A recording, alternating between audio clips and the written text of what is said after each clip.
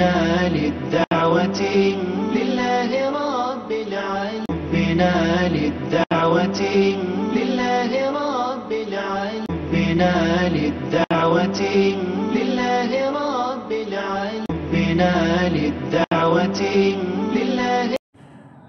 السلام علیکم ورحمۃ اللہ وبرکاتہ. بسم اللہ والحمد للہ والصلاة والسلام علی رسول اللہ، اما بعد. آج سے ہم ایک نیا کورس کو شروع کر رہے ہیں جسے ہم نے مفتی کورس کا نام دیا ہے.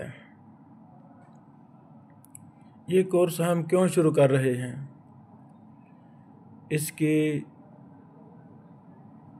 کئی ایک وجوہات ہیں. پہلی وجہ صرف اور صرف اول آخر اللہ رب العالمین کی رضا ہے. فتویٰ یہ بہت بڑی ذمہ داری کا نام ہے. مفتی کے اندر ایک بہت بڑی صلاحیت مطلوب ہے. اس میں تفصیلات ہیں. قرآن و سنت میں بہت کچھ مفتی کے حوالہ سے بیان ہوا ہے.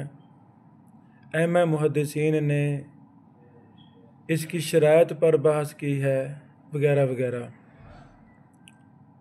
ہر کام ایک بہانے سے ہوتا ہے، ورنہ اتنے زیادہ مصروفیات کہ انسان اس طرح کے کام کر ہی نہ سکے. سب سے پہلی وجہ اللہ رب العالمین کی رضا ہے. اللہ تعالیٰ ہمارے ہر دینی کام کو اپنے رضا کے لیے قبول فرمائے. دوسری وجہ، پچھلے سال بھی مدارس سے فارغ و تحصیل علماء کرام میں سے کئی ایک نے ہم سے یہ مطالبہ کیا تھا کہ ہمیں کم از کم 6 ماہ پر مشتمل مفتی کورس آپ کروائیں. عزم بھی کر لیا، کچھ کام بھی شروع کر دیا، لیکن کچھ اور بڑے منصوبوں کی تکمیل کی وجہ سے میں نے معذرت کر لی کہ کسی اور وقت پر ہم اس کو مکمل کریں گے.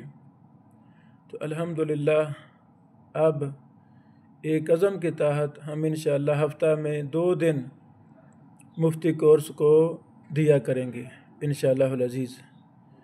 اس کی وجہ وہ ہمارے بیٹے بیٹیاں جو سال ہر سال سے ہم سے استفادہ کر رہے ہیں، ان کے مطالبے پر یہ شروع کیا جا رہا ہے. تیسری وجہ، یہ سوشل میڈیا کا دور ہے. عوام مفتی سے ناواقف ہے کہ مفتی کسے کہتے ہیں. عوام ہر کسی کو مفتی سمجھ کر اس سے فتوے لے رہی ہے اور غلط سلط فتوے لے کر اپنے اعمال کو قرآن و سنت کے خلاف کر رہے ہیں. اللہ اکبر. تو ایسے ان پڑھ لوگوں کی وجہ سے سوشل میڈیا پر بہت زیادہ چیزیں فتویٰ کے نام پر قرآن و سنت کے مخالف موجود ہیں. تو یہ ضروری تھا کہ ہم اصل مفتیان کرام محدثین کرام کا تعارف کروائیں کہ مفتی کہتے کسے ہیں، کون مفتی ہوتا ہے. ورنہ خدشہ ہے کہ ان پڑھ لوگ جو خود بھی صراط مستقیم سے ہٹے ہوئے ہیں اور لوگوں کو بھی صراط مستقیم سے ہٹا رہے ہیں، ان کی سرکوبی بھی مقصود ہے.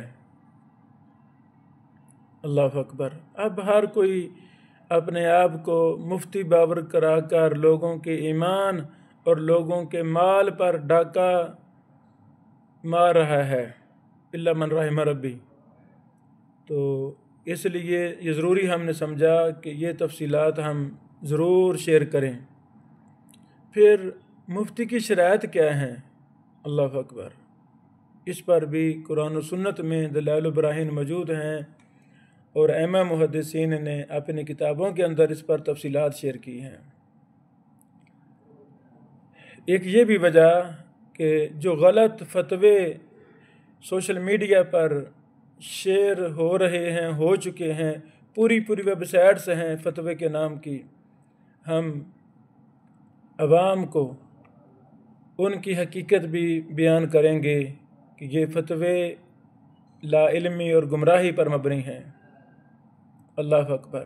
الحمدللہ ہمارے اس دور میں اللہ کی رحمت ہے، معتبر مستند مفتیان کرام موجود ہیں اللہ کی رحمت سے، تو ہم اپنی عام عوام کو، پبلک کو، رعایا کو ان معتبر مفتیوں کے ساتھ اٹیچ کرنے کی کوشش کریں گے، ان مفتیان کرام کا، محدثین کرام کا جو زندہ ہیں، اور فتویٰ پر جو معتبر کتابیں ہیں اردو کے اندر، عربی کے اندر، دیگر زبانوں میں، ان پر ہم تفصیلات شیئر کریں گے انشاءاللہ۔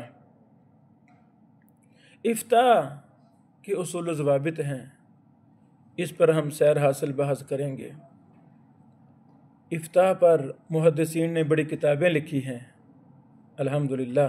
رسول اللہ صلی اللہ علیہ وسلم کے فتوے، صحابہ کرام کے، محدثین کے فتوے، ائمہ محدثین، معتبر علماء شیوخ کے فتوے الحمدللہ کتابی شکل میں موجود ہیں، ہم ان پر بھی تفصیلات شیئر کریں گے۔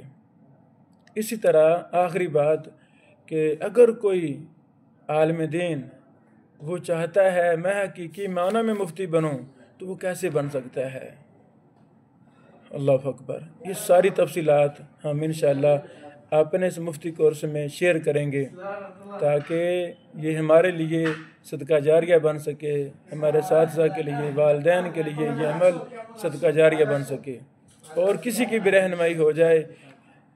اللہ تعالی ہمارے اس عمل کو قبول فرمائے اور اس کی تکمیل کی ہمیں توفیق عطا فرمائے۔